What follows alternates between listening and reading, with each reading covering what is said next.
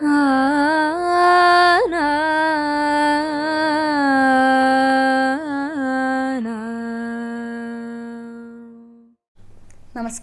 Guruvayur devotees ഓൺലൈനിലേക്ക് ഏവർക്കും സ്വാഗതം. ഇന്ന് കർക്കിടക 5.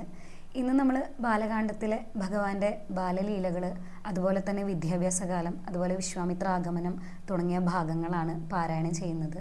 ഇന്ന് ഞാൻ പാരായണം ചെയ്യുന്ന ഒരു ഭാഗങ്ങളുടെ വിശദമായിട്ടുള്ള കഥ ആഷികയെടുത്തി നിങ്ങൾക്ക് എല്ലാവർക്കും വിവരിച്ചു തരുന്നതായിരിക്കും. നമസ്കാരം. ഇന്നലത്തെ നമ്മുടെ രാമായണ പാരായണത്തിൻ്റെ വീഡിയോ കണ്ടിട്ട് കുറച്ച് പേര് പറഞ്ഞിട്ടുണ്ടായിരുന്നു പാരായണം ചെയ്യുന്നതോടൊപ്പം അതുമായി ബന്ധപ്പെട്ട ആ ഭാഗത്തിൻ്റെ കഥയും കൂടെ ഒന്ന് പറഞ്ഞാൽ നന്നായിരിക്കും എന്നുള്ളത്. അപ്പോൾ ഇന്നലെ ഇത് പറഞ്ഞതുകൊണ്ട് ഇന്നലെ പാരായണം ചെയ്ത ഭാഗത്തിൻ്റെ ആ ഒരു കഥാരൂപമാണ് കേട്ടോ ഞാനിന്ന് പറയാനായിട്ട് പോകുന്നത്. അപ്പോൾ നമുക്ക് കഥയിലേക്ക് കിടക്കാം. ഒരിക്കൽ ഭൂമിദേവി ഭൂമിയിലെ ഒരുപാട് ദുഷ്ടന്മാരുടെ, രാവണനും അതേപോലെയുള്ള ദുഷ്ടനായിട്ടുള്ള രാക്ഷസ രാജാക്കന്മാരുടെ ആ ഒരു ഭാരം താങ്ങാൻ സാധിക്കാതെ ഭൂമിദേവി വന്നിട്ട് ബ്രഹ്മാവിൻ്റെ അടുത്ത് സങ്കടം പറയുകയാണ്. അങ്ങനെ ബ്രഹ്മാവ് എന്ത് ചെയ്തു? ഭൂമിദേവിയുടെ അടുത്ത് പറഞ്ഞു. അദ്ദേഹം ധ്യാനിച്ചപ്പോൾ അദ്ദേഹത്തിന് മനസ്സിലായി ആ സങ്കടത്തിൻ്റെ കാരണവും അതിനുള്ള പരിഹാരവും മനസ്സിലായിട്ട് ഭൂമിദേവിയുടെ അടുത്ത് പറഞ്ഞു, ഞാൻ ഇതിനുള്ള പരിഹാരം കണ്ടുകൊള്ളാം എന്ന് പറഞ്ഞിട്ട് അദ്ദേഹം ഭഗവാനെ പ്രാർത്ഥിക്കുകയാണ് കേട്ടോ. അങ്ങനെ ഭഗവാൻ പ്രത്യക്ഷപ്പെട്ടു. അദ്ദേഹത്തിനോട് ചോദിച്ചു എന്താണ് വേണ്ടതെന്ന് ചോദിച്ചപ്പോൾ അദ്ദേഹം പറഞ്ഞു, ദേ ഇങ്ങനെ ഭൂമിദേവി വന്നു പറഞ്ഞിട്ടുണ്ട്, അവിടെ രാവണൻ എന്ന് പറഞ്ഞിട്ടുള്ള ഒരു അസുര രാജാവുണ്ട്. അദ്ദേഹത്തിൻ്റെ ആ ഒരു ദുഷ്ചെയ്തികൾ കാരണം സകല 3 ലോകങ്ങളിലുള്ള ലോകപാലകരെയൊക്കെ വധിച്ചുകൊണ്ടിരിക്കുക. അപ്പോൾ ഈ രാവണന്റെ പ്രത്യേകത എന്താണെന്ന് വെച്ചാൽ എവിടെ നല്ലത് കണ്ടാലും അത് രാവണന് വേണം, രാവണൻ അത് സ്വന്തമാക്കിയിരിക്കും. അങ്ങനെ എല്ലാവരെയും ബുദ്ധിമുട്ടിച്ചുകൊണ്ടിരിക്കുകയാണ്. അപ്പോൾ ആ രാവണനെ വധിക്കണം. അപ്പം ഞാൻ തന്നെ ഒരു വരം കൊടുത്തിട്ടുണ്ട്, ബ്രഹ്മാവ് തന്നെ രാവണന് വരം കൊടുത്തിട്ടുണ്ട്. കാരണം രാവണനെ വധിക്കാൻ മനുഷ്യന് മാത്രമേ സാധിക്കൂ എന്നുള്ളത്. അതാണ് ഇപ്പോൾ ഏറെ ബുദ്ധിമുട്ടായിട്ടിരിക്കണത്. അതുകൊണ്ട് അവന് ഭയങ്കര അഹങ്കാരം കൂടിയിരിക്കുകയാണ്. അതുകൊണ്ട് ഭഗവാൻ മനുഷ്യനായിട്ട് ഭൂമിയിൽ അവതരിക്കണം, അതാണ് ആവശ്യം എന്ന് പറഞ്ഞപ്പോൾ ഭഗവാന് മനസ്സിലായി, ശരി ഞാൻ അങ്ങനെ ചെയ്തോളാം. പണ്ട് കശ്യപ രാജാവും അദ്ദേഹത്തിൻ്റെ പത്നിയായിട്ടുള്ള അതിഥി മാതാവും കൂടെ ഭഗവാനെ ധ്യാനിച്ച് അല്ലെങ്കിൽ തപസ്സു ചെയ്തിട്ട് ഒരു വരം ഭഗവാൻ കൊടുത്തിട്ടുണ്ടായിരുന്നു. അവരുടെ ആഗ്രഹമായിരുന്നു ഭഗവാൻ അവർക്ക് മകനായിട്ട് ജനിക്കണം എന്നുള്ളത്. അപ്പോൾ ആ ഒരു ആഗ്രഹം ഞാൻ സാധിപ്പിച്ചോളാം. കാരണം ആ രാജാവ്, കശ്യപ രാജാവ് ദശരഥ മഹാരാജാവ് എന്ന പേരിൽ അവതരിച്ചിട്ടുണ്ട്. അദ്ദേഹത്തിൻ്റെ പത്നിയായിട്ടുള്ള അതിഥി മാതാവ് കൗസല്യ എന്ന പേരിൽ അവതരിച്ചിട്ടുണ്ട്. അപ്പോൾ ഞാൻ അവരുടെ മകനായിട്ട് ജനിച്ചുകൊള്ളാം എന്ന് ബ്രഹ്മാവിൻ്റെ അടുത്ത് ഭഗവാൻ പറഞ്ഞിരിക്കുകയാണ്. അതേപോലെ തന്നെ യോഗമാതാദേവി സീതാദേവി എന്നുള്ള പേരിൽ അവതരിക്കും. അപ്പോൾ ഞങ്ങൾ രണ്ടുപേരും കൂടെ സീതയെ മുൻനിർത്തിക്കൊണ്ട് ഈ പറഞ്ഞ ആവശ്യം ഞാൻ സാധിപ്പിച്ചു തരാമെന്ന് ബ്രഹ്മാവിൻ്റെ അടുത്ത് ഭഗവാൻ പറയാണ് കേട്ടോ. അങ്ങനെ ഇത് ബ്രഹ്മാവിൻ്റെ അടുത്താണ് പറഞ്ഞത്. ബ്രഹ്മാവ് പോയിട്ട് എല്ലാ ദേവന്മാരോടും ഇത് പറയാണ്. കാരണം അടുത്ത രഘുവംശത്തിൽ ഭഗവാന്റെ അവതാരമുണ്ട്. അപ്പോൾ ഭഗവാനെ സഹായിക്കാനായിട്ട് നിങ്ങളെല്ലാവരും ഭൂമിയിൽ ചെന്ന് ജനിക്കണം എന്ന് പറയാണ്. അങ്ങനെ എല്ലാവരും കൂടെ ഭൂമിയിലെ വാനരന്മാരായിട്ട് ജനിക്കുകയാണ് കേട്ടോ. വാനരന്മാരുടെ പ്രത്യേകത എന്താണെന്ന് വെച്ചാൽ അവർ പർവ്വതങ്ങൾ കൊണ്ടും ഈ മരങ്ങൾ കൊണ്ടൊക്കെയാണ് യുദ്ധം ചെയ്യുന്നത്. അത്രയും ശക്തന്മാരാണ് അവർ. അങ്ങനെ അവർ ഭൂമിയിൽ ജനിച്ചു. ഭഗവാന്റെ ആ ഒരു അവതാരവും കാത്തിട്ട് ഇങ്ങനെ ഭൂമിയിൽ ജീവിച്ചു പോരുകയാണ്. ഇനി പറയുന്നത് ദശരഥ മഹാരാജാവിൻ്റെ കാര്യങ്ങളാണ് കേട്ടോ. അതായത് ദശരഥൻ എന്ന് പറയുന്നത് വളരെ സത്യവാനായിട്ടുള്ള ധർമ്മിഷ്ഠനായിട്ടുള്ള ഒരു രാജാവായിരുന്നു. പക്ഷെ അദ്ദേഹത്തിന് പുത്രന്മാരുണ്ടായിരുന്നില്ല.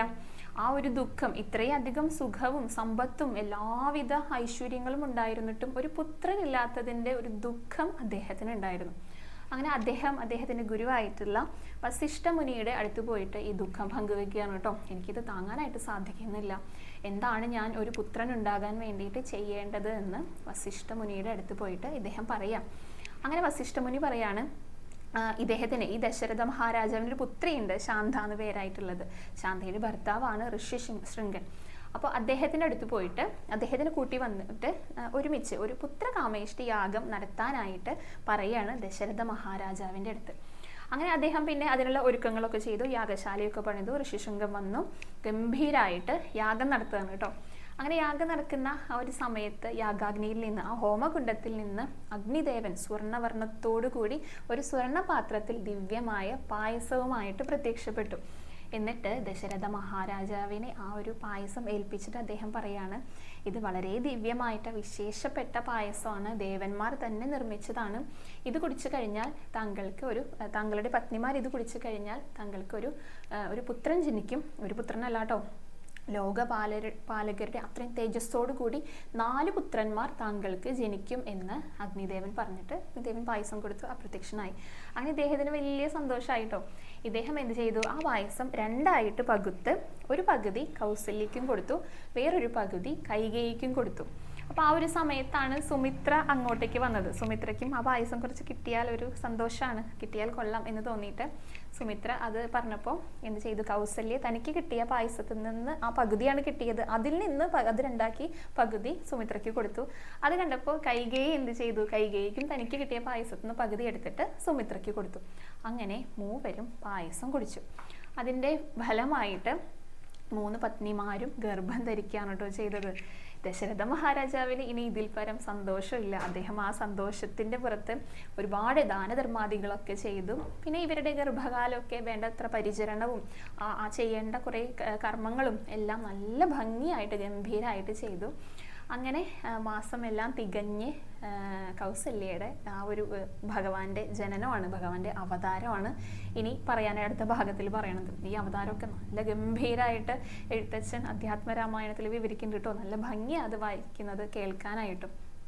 അങ്ങനെ കൗസല്യയ്ക്ക് 5 ഗ്രഹങ്ങൾ ഇങ്ങനെ ഉച്ചസ്ഥായിയിൽ ഉദിച്ചു നിൽക്കുന്ന ആ ഒരു സമയത്ത് ഒരു പുണർദം നക്ഷത്രത്തിലെ 9ാം ദിവസമായിരുന്നു പുണർദം നക്ഷത്രത്തിലെ ശ്രീരാമന്റെ അവതാരം ഭഗവാൻ കൗസല്യയ്ക്ക് ജനിക്കുകയാണ്.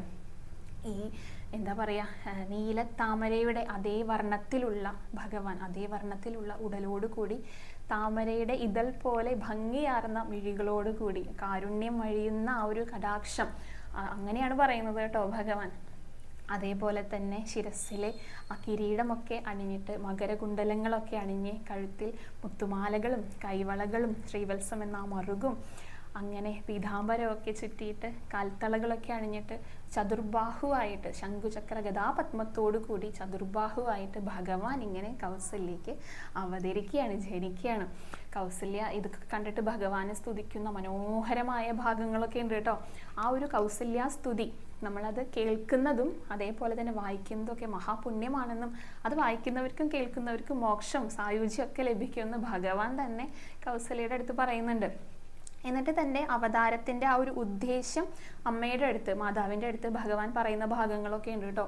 കാരണം ബ്രഹ്മാവിൻ്റെ ആ ഒരു ഉപദേശപ്രകാരമാണ് രാവണനെ നിഗ്രഹിക്കാനാണ് ഞാനിങ്ങനെ അവതരിച്ചത്. കഴിഞ്ഞ ജന്മത്തിലെ കശ്യപ മഹാരാജാവും അതിഥി മാതാവും ആയിരുന്നു ഈ ദശരഥനും കൗസല്യയും എന്നൊക്കെ അമ്മയുടെ അടുത്ത് പറയാം. അപ്പം അന്ന് ചെയ്ത ആ ഒരു തപസ്സിൻ്റെ ഫലമായിട്ടാണെന്ന് കൗസല്യയ്ക്ക് തൻ്റെ ഒരു വിശ്വരൂപം കാണാനായിട്ട് സാധിച്ചത്. അതങ്ങനെ എല്ലാവർക്കും സാധിക്കുന്ന ഒരു കാര്യമല്ല. അത്രയധികം പുണ്യം തൻ്റെ മാതാവ് ചെയ്തതുകൊണ്ടാണ് ഈ ഒരു രൂപത്തിൽ എന്നെ ദർശിക്കാൻ സാധിച്ചതെന്നൊക്കെ ഭഗവാൻ കൗസല്യയുടെ അടുത്ത് പറയുന്നുണ്ട് കേട്ടോ. അങ്ങനെ കൗസല്യ ഭഗവാൻ നന്നായി സ്തുതിക്കുന്നുണ്ട്. എന്നിട്ട് പ്രാർത്ഥിക്കുക. കാരണം ചെറിയൊരു കുഞ്ഞിൻ്റെ രൂപത്തിൽ ഭഗവാൻ വന്നാൽ മാത്രമല്ലേ ആ കുഞ്ഞിനെ അമ്മയെ പോലെ പരിചരിക്കാനും സ്നേഹിക്കാനും ആ അജ്ഞാനത്തെ അടുത്തറിയാനൊക്കെ സാധിക്കുകയുള്ളൂ. അപ്പം അങ്ങനെയാവും ഭഗവാനെ എന്ന് പറഞ്ഞപ്പോൾ ഭഗവാൻ വേഗം തന്നെ ചെറിയൊരു കുഞ്ഞായിട്ട് അവിടെ ഇരുന്ന് കരയാൻ തുടങ്ങിട്ടോ. അപ്പോൾ ആ കരച്ചിൽ കേട്ടുകൊണ്ടാണ് തനിക്കൊരു പുത്രൻ ജനിച്ച ആ ഒരു കാര്യം അറിഞ്ഞുകൊണ്ടാണ് ദശരഥ മഹാരാജാവും വസിഷ്ഠമുനിയൊക്കെ ആയിട്ട് അങ്ങോട്ട് വന്നത്.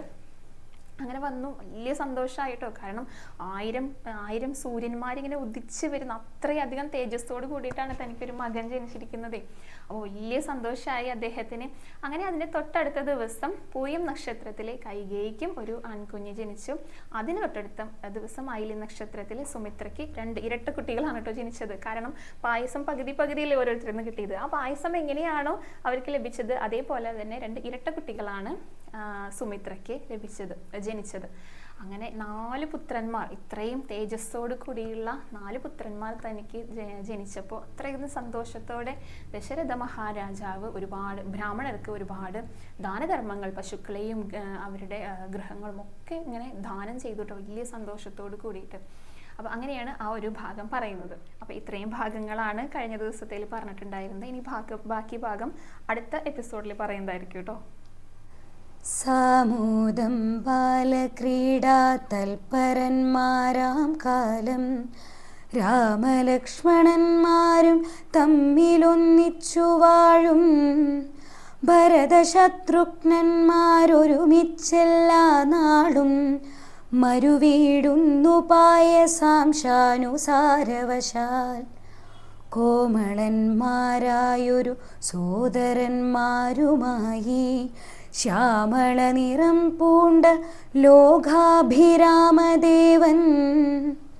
കാരുണ്യാമൃതപൂർണ പാങ്കവീക്ഷണം കൊണ്ടും സാരസ്യാവ്യക്തവർണ്ണാലാപപീയൂഷം കൊണ്ടും വിശ്വമോഹനമായ രൂപസൗന്ദര്യം കൊണ്ടും നിശേഷാനന്ദപ്രദദേഹമാർദ്ദവം കൊണ്ടും ബന്ധൂകദന്താംബര ചുംബനരസം കൊണ്ടും ബന്ധുരദന്താങ്കുരസ്പഷ്ടഹാസാഭ കൊണ്ടും ഭൂതലസ്ഥിത പാദാബ്ജദ്വയയാനം കൊണ്ടും ചേതോ മോഹനങ്ങളാം ചേഷ്ടിതങ്ങളെ കൊണ്ടും താതനുമമ്മമാർക്കും നഗരവാസികൾക്കും പ്രീതി നൽകിനാൻ സമസ്തേന്ദ്രിയങ്ങൾക്കുമെല്ലാം ഭാലദേശാന്തേ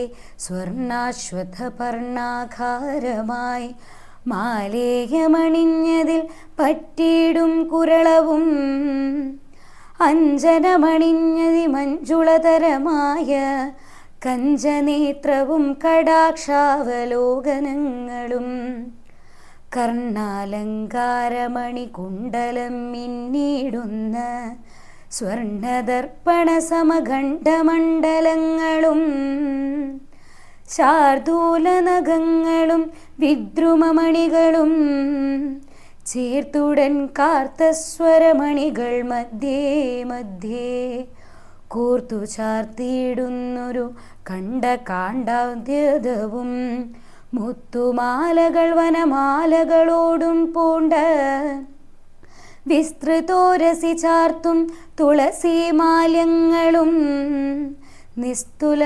പ്രഭാവത്സലാഞ്ജനവിലാസവും അംഗദങ്ങളും വലയങ്ങൾ കങ്കണങ്ങളും അങ്കുലീയങ്ങൾ കൊണ്ട് ശോഭിച്ച കരങ്ങളും കാഞ്ചന സദൃശ പീതാംബരോപരി ചാർത്തും കാഞ്ചികൾ നൂപുരങ്ങളെന്നിവ പലതരം അലങ്കാരങ്ങൾ പൂണ്ടു സോദരന്മാരോടൊരു അലങ്കാര ചേർത്താൻ ഭൂമി ദേവിക്കുനാഥൻ ഭർത്താവിനധിവാസമുണ്ടായൊരയോധ്യയിൽ പുൽത്താർമാനിനി താനും കളിച്ചു വിളങ്ങിനാൾ ഭൂതലത്തിങ്കലെല്ലാമന്നു തൊട്ടനുദിനം ഭൂതിയും വർദ്ധിച്ചിതു ലോകവും ആനന്ദിച്ചു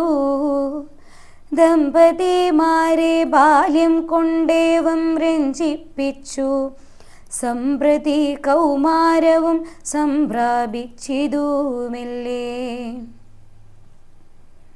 വിധിനന്ദനായ വസിഷ്ഠ മഹാമുനി വിധിപൂർവമപുമനിച്ചിതു ബാലന്മാരെ ശ്രുതികളോടു പുനരംഗങ്ങളുപാംഗങ്ങൾ സ്മൃതികളുപസ്മൃതികളുമശ്രമമെല്ലാം പാഠമായതു പാർത്താലെന്തോരത്ഭുതം അവ പാടവമേറും നിജശ്വാസങ്ങൾ തന്നെയല്ലോ സകല ചരാചര ഗുരുവായി മരുവീടും ഭഗവാൻ തനിക്കൊരു ഗുരുവായി ചമഞ്ഞിടും സഹസ്രപത്രോത്ഭവ പുത്രനാം വസിഷ്ഠന്റെ മഹത്വമേറിയിടും ഭാഗ്യമെന്തു ചൊല്ലാവതോർത്താൽ ധനുർവേദാംഭോ നിധിപരാഗന്മാരായി വന്നു തന്മയന്മാരെന്നത് കണ്ടൊരു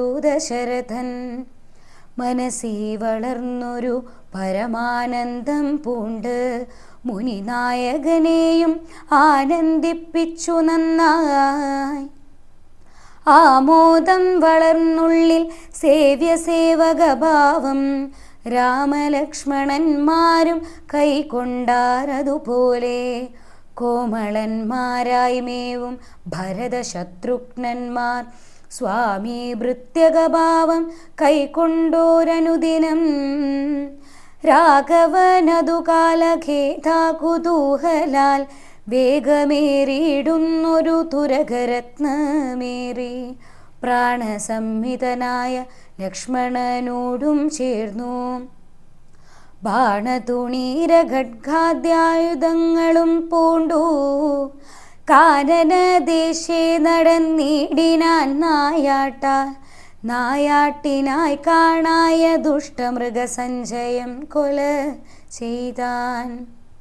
ഹരിണഹരി കരികരടി ഗിരി ഹരിശാർദൂലാദികളിത് മവ്യന്യമൃഗം വധിച്ചു കൊണ്ടുവന്നു ജനകൻ കാൽക്കൽ വച്ചു.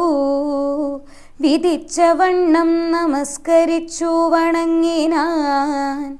നിത്യവും ഉഷസ്യുഷസ്തുതമായ കുളിച്ചൂത്തും ഭക്തി കൈക്കൊണ്ടു സന്ധ്യാവന്ദനം ചെയ്ത ശേഷം ജനകജനനീമാർ ചരണാംബുജം വന്ദിച്ചു.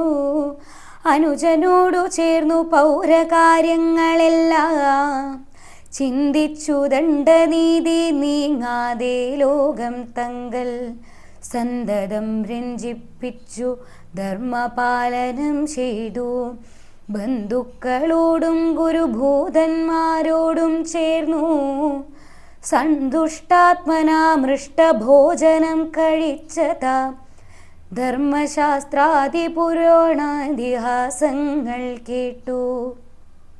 നിർമ്മല ബ്രഹ്മാനന്ദലീന ചേതസാ നിത്യം പരമൻ പരാപരൻ പരബ്രഹ്മാഖ്യൻ പരൻ പുരുഷൻ പരമാത്മാ പരമാനന്ദമൂർത്തി ഭൂമിയിൽ മനുഷ്യനായ അവതാരം ചെയ്ദേവം. ഭൂമിപാലകവൃത്തി കൈക്കൊണ്ടു വാണിടിനാൻ. ചേതസാ വിചാരിച്ചു കാൺകിലോ പരമാർത്ഥം. ഏതുമേ ചെയ്യുന്നോനലില്ലല്ലോ വികാരവും. ചിന്തിക്കിൽ പരിണാമമില്ലാതൊരാത്മാനന്ദം. എന്തൊരു മഹാമായാമയ വൈഭവം ചിത്രം അക്കാലം വിശ്വാമിത്രനാകിയ മുനികുല മുഖ്യനും അയോധ്യയ്ക്കാമാറെഴുന്നള്ളിടിനാൻ. രാമനായവനിയിൽ മായയാ ജനിച്ചോരു കോമളമായ രൂപം പൂണ്ടൊരു പരമാത്മാ. സത്യജ്ഞാനാനന്ദാനാമൃതം കണ്ടുകൊള്ളുവാൻ ചിത്തത്തിൽ നിറഞ്ഞാശു വഴിഞ്ഞ ഭക്തിയോടെ കൗശികൻ തന്നെ കണ്ടു ഭൂപതി ദശരഥൻ. ആശു സംഭ്രമത്തോടും പ്രത്യുത്ഥാനവും ചെയ്തു. വിധിനന്ദനോടും ചെന്നെതിരേറ്റു യഥാവിധി പൂജയും ചെയ്തു വന്ദിച്ചു നിന്നു ഭക്ത്യാ. സസ്മിതം മുനിവരൻ തന്നോടു ചൊല്ലിടിനാൻ. അസ്മജന്മവുമിന്ന് വന്നിതു സബലമായി. നിന്തിരുവടി എഴുന്നള്ളിയ മൂലം കൃതാർത്ഥാരാന്തരാത്മാവായിതു ഞാനിഹ തപോനിതേ. ഇങ്ങനെയുള്ള നിങ്ങളെഴുന്നള്ളിയിടും ദേശം മംഗലമായി വന്നാശു സമ്പത്തും താനേ വരും. എന്തോന്ന് ചിന്തിച്ചെഴുന്നള്ളിയതൊന്നുമിപ്പോൾ നിന്തിരുവടിയരുൾ ചെയ്യണം ദയാനിധേ. എന്നാലാകുന്നതെല്ലാം ചെയ്വൻ ഞാൻ മടിയാതെ. ചൊന്നാലും പരമാർത്ഥം താപസകുലപതേ.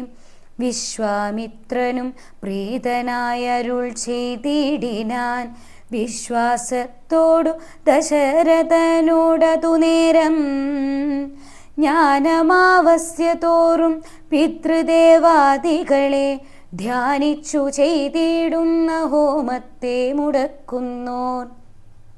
മാരീച സുബാഹു മുഖ്യന്മാരാം നക്തഞ്ചരൻ മാരിവരും അനുചരന്മായുള്ളോരും അവരെ നിഗ്രഹിച്ചു യാഗത്തെ രക്ഷിപ്പാനായി അവനീപതേ രാമദേവനെ അയക്കേണം. പുഷ്കരോത്ഭവപുത്രൻ തന്നോടു നിരൂപിച്ചു ലക്ഷ്മണനെയും കൂടെ നൽകേണം മടിയാതെ. നല്ലതു വന്നിടുക നിനക്കു മഹീപതേ, കല്യാണമതേ കരുണാനിധേ നരപതേ. ചിന്താചഞ്ചലനായ പങ്ക്തിസ്യ നന്ദന നൃപൻ മന്ത്രിച്ചു ഗുരുവിനോടേ ഗാന്ധേ ചൊല്ലിടിനാൻ. എന്തു ചൊൽവതു ഗുരോ നന്ദനൻ തന്നെ മമ, സന്ധ്യജിച്ചിടുവതിനല്ലോ ശക്തിയൊട്ടും. എത്രയും കൊതിച്ച കാലത്തിങ്കൽ ദൈവവശാൽ സിദ്ധിച്ച തനയനാം രാമനെ പിരിയുമ്പോൾ നിർണയം മരിക്കും ഞാൻ രാമനെ നൽകിയിടാൻ ഞാൻ. അന്വയനാശം കൂടെ വരുത്തും വിശ്വാമിത്രൻ. എന്തൊന്നു നല്ലതിപ്പോൾ എന്നു നിൻ തിരുവടി ചിന്തിച്ചു തിരുച്ചരുളി ചെയ്തിടുക വേണം. എങ്കിലോ ദേവഗുഹ്യം കേട്ടാലുമതി ഗോപ്യം, സങ്കടമുണ്ടാകേണ്ട സന്തതം ധരപതേ. മാനുഷനല്ല രാമൻ മാനവശിഖാമണേ, മാനമില്ലാതെ പരമാത്മാവു സദാനന്ദൻ. പരമസംഭവൻ മുന്നം പ്രാർത്ഥിക്ക മൂലമായി പത്മലോചനൻ ഭൂമി ഭാരത്തെ കളവാനായി. നിന്നുടെ തനയനായി കൗസല്യാദേവി തന്നിൽ വന്നവതരിച്ചിതു വൈകുണ്ഠൻ നാരായണൻ. നിന്നുടെ പൂർവജന്മം ചൊല്ലുവൻ ദശരഥ, മുന്നം നീ ബ്രഹ്മാത്മജൻ കശ്യപ പ്രജാപതി. നിന്നുടെ പത്നിയാകുമതു അതിഥി കൗസല്യ, കേളിന്നിവരും കൂടി സന്തതിയുണ്ടാവാനായി. ബഹുവത്സരമുഗ്രം തപസ്സു ചെയ്തു നിങ്ങൾ മുഹുരാത്മനി വിഷ്ണു പൂജാധ്യാനാദിയോടും. ഭക്തവത്സലൻ ദേവൻ വരദൻ ഭഗവാനും പ്രത്യക്ഷീകരിച്ചു നീ വാങ്ങിക്കൊൾവരമെന്നാൻ. പുത്രനായി പിറക്കേണമെനിക്കു ഭവാനിന്ന് സത്വരമപേക്ഷിച്ച കാരണമിന്നു നാഥൻ.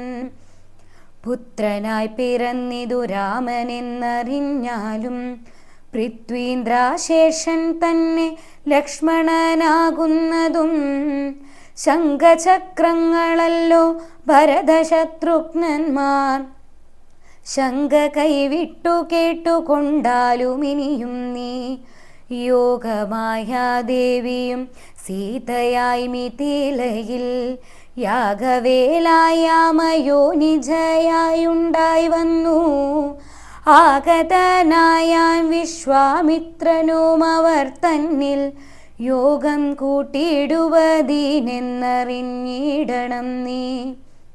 എത്രയും ഗുഹ്യമിത് വക്തവ്യമല്ല താനും, പുത്രനെ കൂടെ അയച്ചിടുക മടിയാതെ. സന്തുഷ്ടനായ ദശരഥനും കൗശികനെ വന്ദിച്ചു യഥാവിധി പൂജിച്ചു ഭക്തിപൂർവം. രാമലക്ഷ്മണന്മാരെ കൊണ്ടുപോയി കൊണ്ടാലുമെൻ ആമോദം പൂണ്ടു നൽകി ഭൂപതി പുത്രന്മാരെ. വരിക രാമ രാമ ലക്ഷ്മണ വരിക എന്നരികെ, ചേർത്തു മാറിയിലണച്ചു ഗാഢം ഗാഢം. പുണർന്നുടൻ നുകർന്നു ശിരസിങ്കൽ, ഗുണങ്ങൾ വരുവാനായി പോവിനെന്നുര ചെയ്താൻ. ജനകജനനിമാർ ചരണാംബുജം കൂപ്പി മുനിനായകൻ ഗുരുപാദവും വന്ദിച്ചുടൻ. വിശ്വാമിത്രനെ ചെന്നു വന്ദിച്ചു കുമാരന്മാർ. വിശ്വരക്ഷാർത്ഥം പരിഗ്രഹിച്ചു മുനീന്ദ്രനും. ചാപതൂണീരബാണഖഡ്ഗപാണികളായ ഭൂപതി കുമാരന്മാരോടും കൗശികമുനി യാത്രയുമയപ്പിച്ചാശീർവാദങ്ങളും ചൊല്ലി തീർത്ഥപാദന്മാരോടും നടന്നു വിശ്വാമിത്രൻ.